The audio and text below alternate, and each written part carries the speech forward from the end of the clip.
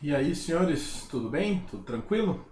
Eu estou gravando com o ventilador ligado no mínimo, tá tão baita calor aqui, tá bom? Acredito que não vai dar muito problema não, até porque agora que eu coloquei ele no mínimo, diminui bem o barulho dele, tá? Então, tipo assim, é só para você saber que não é chiado do seu fone ou computador ou qualquer coisa, beleza? A gente vai continuar aqui as fontes energéticas, né? Principalmente a parte que nós havíamos parado, que é exatamente das fontes renováveis, tá bom?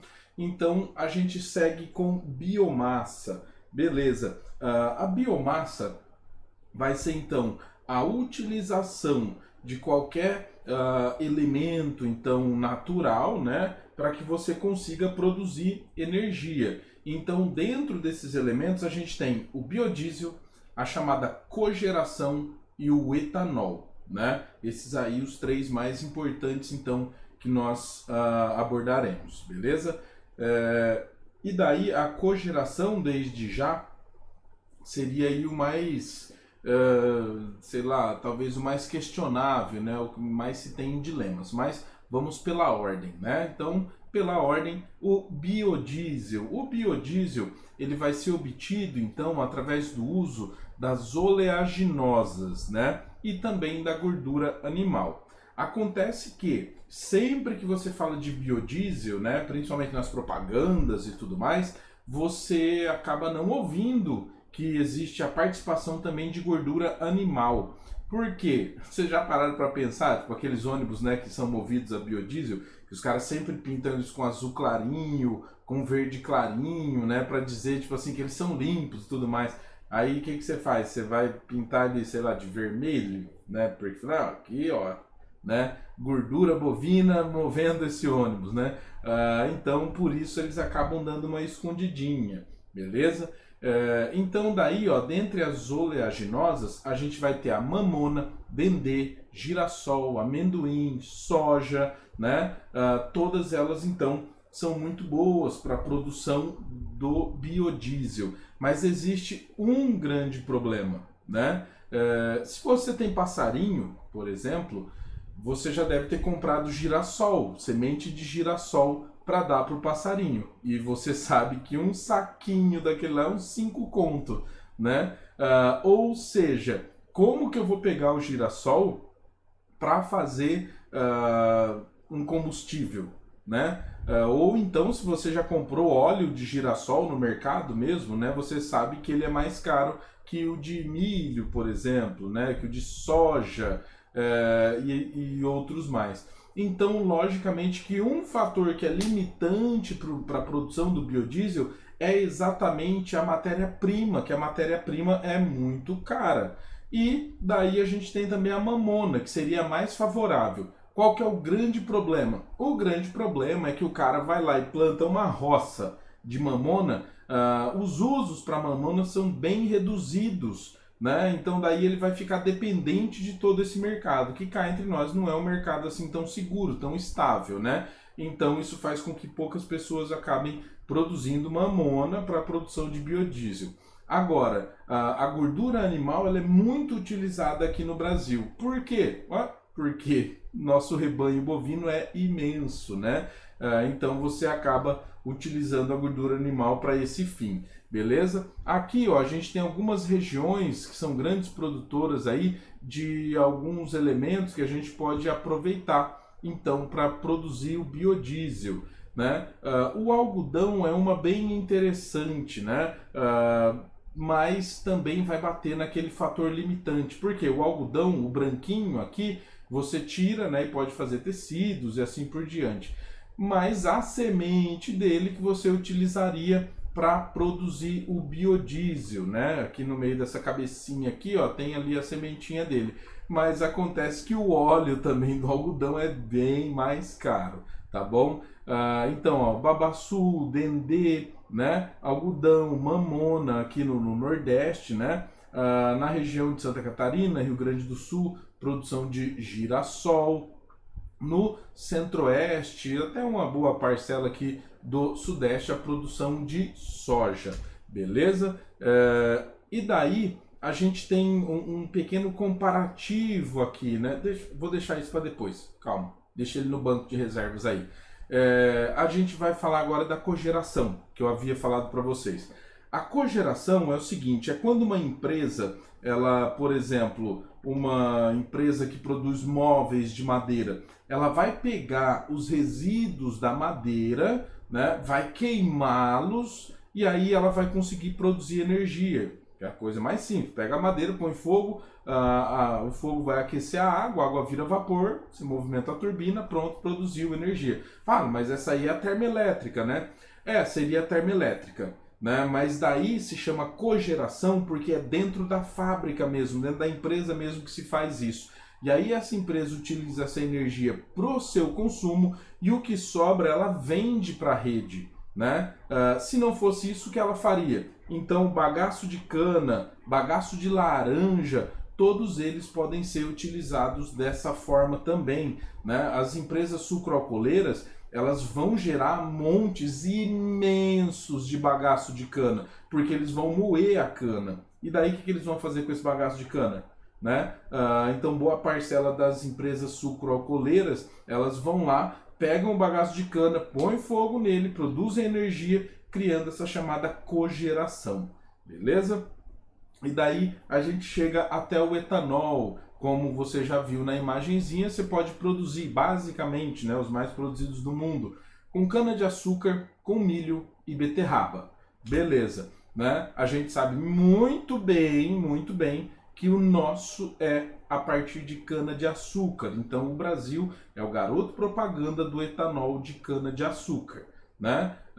Então a gente tem na Europa a produção de etanol a partir de beterraba e nos Estados Unidos a produção do etanol a partir do milho, né?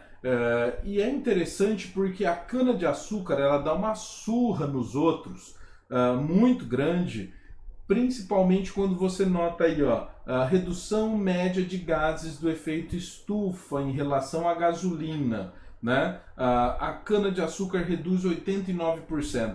A beterraba seria o segundo lugar e o milho o terceiro. Então, o modo de produção no Brasil é mais eficiente do que nos outros países quando a gente fala sobre o efeito de estufa, redução de emissão de dióxido de carbono, né? Então ela já bate todo mundo. E daí soma-se uma outra questão, que é a seguinte: com o etanol de cana-de-açúcar, você consegue produzir uma maior quantidade de combustível. Então a cana ela também vai ser mais eficiente então nessa conversão aí para octanagem, né? Então você vai ter ela sendo também mais eficiente na produção. E aí você até pode se perguntar, fala, mas por que então que a Europa não planta cana? Né? É aquela primeira ideia que você tem, que aí você para e pensa assim, tá, eu mesmo já entendi, né? O clima não é propício, o relevo não ajuda muito, né? Ou seja, melhor a gente não mexer com isso, né? Uma outra questão também que vai acabar influenciando, deixa eu só ver se eu coloquei uma imagem aqui, não coloquei. Uma outra questão que vai acabar influenciando muito é o seguinte, que beterraba, mesmo que você não coma todo dia e tudo mais, é um alimento, né? Agora, essa questão bate muito nos Estados Unidos. Você bem pode ver aqui, eu coloquei uma imagenzinha dos Simpsons, né? E lá está o etanol de milho. Beleza. Então, o que vai acontecer? É típico de lá, né? Mas o milho, ele é ainda mais importante para a indústria alimentícia. Nós comemos milho. E principalmente a gente utiliza muito a farinha do milho, né? Você tira o gosto do milho e mantém ali só a farinha. E ela vai ser utilizada em diversos outros alimentos, né? Não só alimentos, como outros produtos. Então você tem a presença dessa farinha do milho, né? A fécula. Então o milho ele sai perdendo bonito, né? E aqui no Brasil a nossa maior produção de etanol ela vai ocorrer exatamente no estado de São Paulo. Então se você bater o olho aqui, o Sudeste vai estar saltadaço. Olha lá, né? No total está bem maior do que todo mundo, tanto para açúcar quanto para o álcool, né? vale a pena salientar, tá bom? Uma usina, ela pode ter a produção de açúcar e de álcool, né? E a maioria delas são adaptadas para produzir os dois. Então eu posso pegar uma parte da cana de açúcar e produzir só açúcar. Outra parte eu posso pegar e produzir só álcool, né? E também vale a pena salientar que o açúcar dá mais dinheiro do que álcool.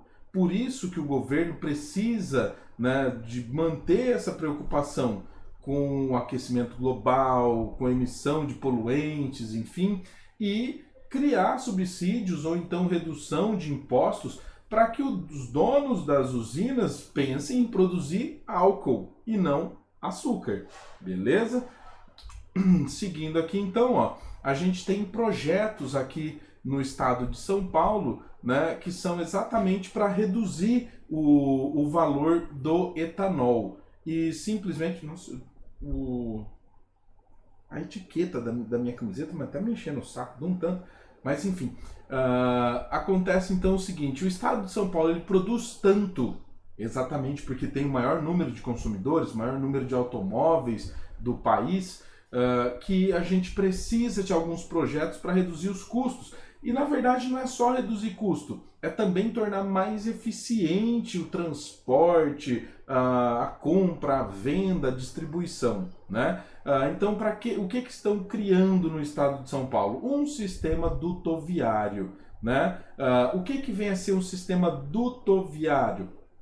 Canos, tubulações, né? E também a gente tem a grande possibilidade de exploração da hidrovia. Essa hidrovia aqui, ó, que é azulzinho aqui, você nem precisa se perguntar, tá bom? É exatamente o rio Tietê, né? Que a gente vai utilizar. Por quê?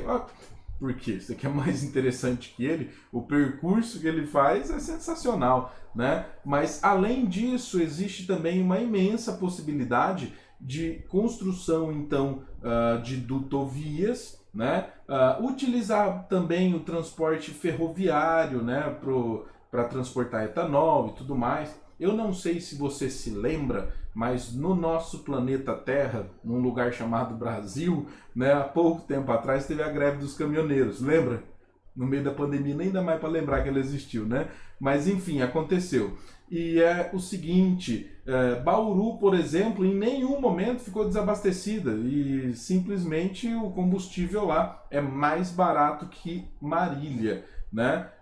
Você pode alegar aí diversos fatores que podem existir ou não, mas um fator que é determinante é o seguinte, que até Bauru a ferrovia funciona, né? Então quer dizer que eles transportam até lá e acaba ficando mais barato, é mais barato do que se você leva de caminhão, beleza? E aqui só para você sentir o drama, só para você sentir a pressão do número de indústrias sucroalcooleiras que nós temos no estado de São Paulo. Essa imagem aí, ó, retrata 2012, 2013, né? A gente pode ter tido um aumento e logo depois uma redução. Por quê? Porque 2012, 2013 o mercado brasileiro estava, Ave Maria, sensacional, né? Entre os BRICS, o Brasil era o mais promissor de todos, né? E depois, uau, deu uma escorregada na casca de banana com os dois pés. Mas enfim, então quer dizer que algumas dessas empresas aí podem ter falido, né? Mas esse número chegou a crescer, tá? Chegou a ser mais do que o que está sendo mostrado aí no mapinha, beleza? Então, logicamente que isso demonstra aqui, ó, a concentração bem interessante na região de Ribeirão Preto, né? Região aqui, ó, de Araçatuba também tem uma boa produção. Você pode ver que Marília é meio vaziozão, né? Então, por que Marília vai ser meio vaziozão? É porque o solo não é muito plano aqui na região, né? Então não é tão interessante assim. Áreas mais planas é bem mais fácil, fica mais barato de você plantar e colher com maquinário, né? Então exatamente isso acaba tornando algumas regiões assim mais interessantes. Beleza? Bora lá. Segue adiante, segue o jogo. E isso aqui, ó, é um mapinha da presença de cana-de-açúcar no estado de São Paulo. Você bem pode ver então, ó, que é muito grande a presença, muito grande. A região de Ribeirão Preto não tem mais nada sendo produzido, né? A região de Araçatuba, se não me engano, mais ou menos aqui, ó, né? Você ainda tem aqui uma boa presença de, não é tão boa, né? Mas existe uma presença aí de pequenas propriedades, criação de gado, né? E coisas do tipo. Beleza? Seguimos então, ó. Aqui é pra gente fechar. Então, deixa eu só introduzir aqui a ideia. Em 1973 tem a crise do petróleo, né? A Guerra dos 6 Dias, depois a Guerra do Yom Kippur, vão acabar criando então a crise do petróleo, que vai ser gerada basicamente pela OPEP, né? A Organização dos Países Exportadores de Petróleo, que vai então subir o preço do barril de petróleo. O Brasil, nesse período aí, em 73, se você lembrar lá de demografia, o Brasil tinha pirâmide etária bem triangular zona, né? A gente estava passando pelo momento de início de redução da natalidade.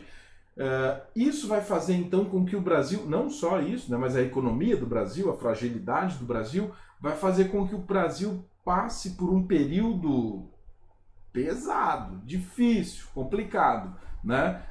Vai ter como resposta para esse período, o Brasil vai criar o chamado pró-álcool. Pensa o tanto que o Brasil foi apertado, né? Porque para você ver o Brasil tomando alguma decisão, criando um programa verdadeiro, eficiente mesmo, quer dizer que a coisa ficou muito feia, né? Então, em 75, cria-se o pró-álcool. Se você for pesquisar alguma coisa sobre usinas e qualquer coisa do tipo, você vai ver que as mais antigas, principalmente no estado de São Paulo, vão ser da década de 70. Né? Eles começam a construir em 75, por aí, a maioria delas começa a funcionar na década de 80 e tudo mais. Espero que você não faça essa pesquisa, porque na verdade eu fiz ela para o meu mestrado, então um trampo inacreditável. Parece que eles querem esconder, sabe? Não sei, enfim. Então acontece o seguinte, a gente vai ter esse programa e também junto com ele o desenvolvimento de um motor a álcool, né? Na minha cabeça eu tenho a imagem muito fixa de um Gol daqueles quadrados, né? Que de manhã não pegava nem com bomba. Por quê? O motor a álcool ele tem esse problema. Quando tá frio, dar partida nele é quase impossível, né? Então daí, tanto é que eu tenho essa imagem na minha cabeça porque era quando eu estava descendo para ir para a escola, né? Eu morava numa cidadezinha bem pequenininha e sempre tinha um cara no caminho que ele tinha um Gol, era branco ainda, e toda vez que esfriava, coitado, a gente passava, ele estava lá já suado, já querendo botar fogo no carro. Se ele colocasse fogo no motor, talvez ele pegaria. Mas enfim, então a gente vai ter um motor que na verdade vai ser o bicombustível. Então o motor a álcool inventado aí pelo brasileiro, né, pelo Urbano, ele simplesmente vai ser tirado da jogada. Por quê? Bom, porque ele não funcionava, né? Não é que ele não funcionava, ele funcionava, ele era mais econômico, fenomenal. Mas no dia frio ele não pegava, então quer dizer que ele não era confiável. Tanto é que, se você já viu aqueles uninhos, né, mais antigos, eles têm um negócio, parece uma chave assim, socada nele, você aperta ele para baixo, ele faz um barulhinho, né? E é o barulhinho da injeção de combustível no tanque, que é para tentar, no tanque não, no motor de partida, que é para tentar fazer o carro pegar, né? Então hoje nós temos os carros com motor bicombustível, exatamente porque se no dia frio o seu carro é flex, bicombustível, flex quer dizer bicombustível, se no dia frio ele não tiver com gasolina lá no reservatório, você tenta dar partida nele, ele não pega, né? Mesmo assim, os sistemas atuais, quando o carro está sem gasolina no reservatório, eles são muito eficientes, né? O meu, por exemplo, pega, né? No dia frio, quando ele está só com álcool, não tem nada de gasolina, ele pega, é incrível, né? Mas enfim, Acontece então que a gente vai ter o lançamento dos carros aí com motor bicombustível, né, no ano de 2003. E daí a gente vai ter essa explosão de vendas, né? Você pode ver aqui no gráfico que a linha vem zero aqui, porque não tinha, né? Então como é que você vai vender? E pumba, daí do nada explode. Os veículos leves a álcool, uma coisa que é notável é que quando eles começam a serem produzidos, ó, eles têm um início com grande venda, tá? Isso aqui para o Brasil na época era uma venda muito grande. Depois, ó, sobe bastante, porque nesse período aqui a gente vai ter principalmente as consequências, as respostas, né, de uma nova crise do petróleo e simplesmente vende-se mais carro. Depois, no início da década de 90, o preço do petróleo dá uma caída, né, dá uma desacelerada seu crescimento. E daí o que, que acontece? Os carros a gasolina tem o aumento das suas vendas. Depois aqui, ó, o álcool dá uma recuperadinha, né? Depois ele se mantém em baixa. Só que quando surge o carro flex, que é o bicombustível, que é confiável, olha o que acontece. Pum, explode, né? Cresce e muito a sua produção, a sua venda, né? Produção também, lógico, produção e venda, beleza? E daí a gente vai para a energia geotérmica. A energia geotérmica, aqui no Brasil, por exemplo, a gente produz quanto de energia geotérmica? Zero. Zero, né? Você até pode pensar nas regiões, nas cidades que têm águas termais, né, águas quentes e tudo mais, é meio que por aí. Mas acontece o seguinte, para que você tenha uma produção constante, você vai precisar de uma atividade mais intensa do que essa, né? Do que, por exemplo, colocar lá num parque aquático, né? Você vai precisar, então, de uma oferta constante e mais confiável. Beleza. Uma das características, então, dessa forma de produção está relacionada com a presença dos encontros de placa tectônica nas regiões. Com encontros de placas tectônicas, você vai ter maior eficiência dessa forma de produção. Por quê? Porque nessas regiões tem um negócio que é chamado de gradiente geotérmico, que é assim, ó, quanto mais eu cavo a terra, quanto mais eu desço, mais quente ela vai ficando. O gradiente geotérmico é a temperatura que vai aumentar a cada metro que você cava, né? Aqui no Brasil o gradiente geotérmico é baixíssimo, baixíssimo, né? Agora, se você pega algumas regiões, pensa assim, ó, no parque de Yellowstone, né, lá nos Estados Unidos, lembra do pica-pau, os geysers e tudo mais? Exatamente. Se eu pegar o parque de Yellowstone e cavar 1 metro, nossa senhora, né? Dependendo de onde eu cavo, você não consegue ficar dentro de um buraco com 1 metro de profundidade.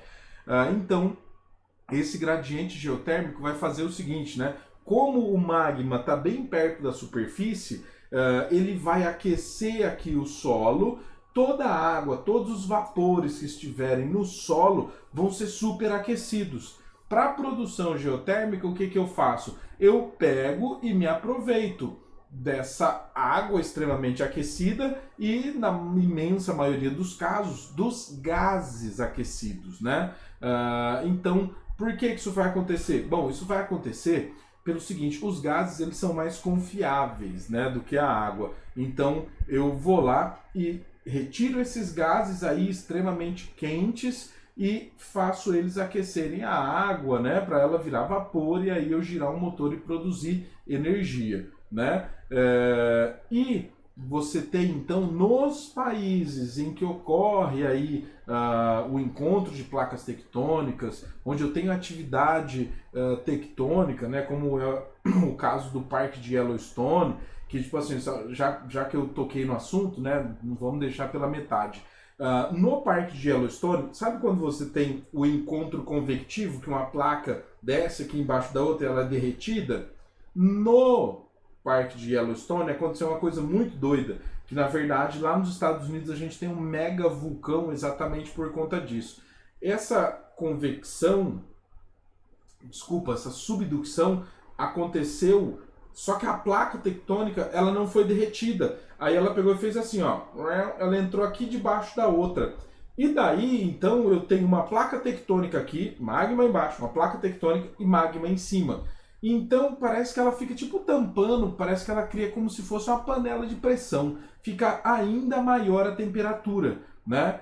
E qual que vai ser o resultado disso? Bom, você tem essa placa tectônica sendo derretida ali, né? E ela vai então liberar muitos gases. Acontece o seguinte, não são todos os lugares que esses gases conseguem sair, né? O problema é, se muitos gases se acumularem em um local só, a explosão de um vulcão dessa magnitude, dessa amplitude aí, seria alguma coisa catastrófica, né? Tipo assim, você pode ver os Estados Unidos meio que desaparecerem aí do mapa, né? Por quê? Vai explodir todos os Estados Unidos? Não, mas a erupção vulcânica, o tanto de gases, de fuligem que ela pode gerar, sim, pode afetar diretamente então os Estados Unidos, tá bom? O problema da geração de energia geotérmica. O grande problema é o seguinte, né? Como eu disse para vocês, são regiões então que têm atividade tectônica. Acontece que pode dar um terremoto e esses gases que você conseguia coletar, agora você não consegue coletar, né? Eles podem vazar por outro lugar, por outra região, eles podem ser reorientados, né? Nos Estados Unidos já aconteceu. Às vezes acontece, mas daí o que os caras fazem? Eles vão lá, fazem uma outra perfuração, conseguem achar e continua, né? Um destaque bom para essa forma de produção de energia é a Islândia, né? Você bem pode ver que ela não aparece aqui nesse gráfico. Por quê? Porque esse gráfico é um gráfico de quantidade então de energia produzida. Aqui, para variar, né, Estados Unidos está entre os primeiros aqui, né? Uma grande produção. Depois, a gente tinha as Filipinas, né? Mas a Indonésia acabou ultrapassando, né? A Itália produz bastante também, né? Nova Zelândia. Falei, nossa, mas você tinha falado da Islândia. Eu falei da Islândia. Acontece que a Islândia ela fica no pico de um vulcão. E daí, o passatempo dos caras é fazer sauna, né? Só que a sauna deles, os banhos termais deles, são no aberto, tá ligado? Eles não precisam de construir alguma coisa e tudo mais. Não, lá tem os lugares que fica, né, a água bastante aquecida, então eles ficam lá de boa.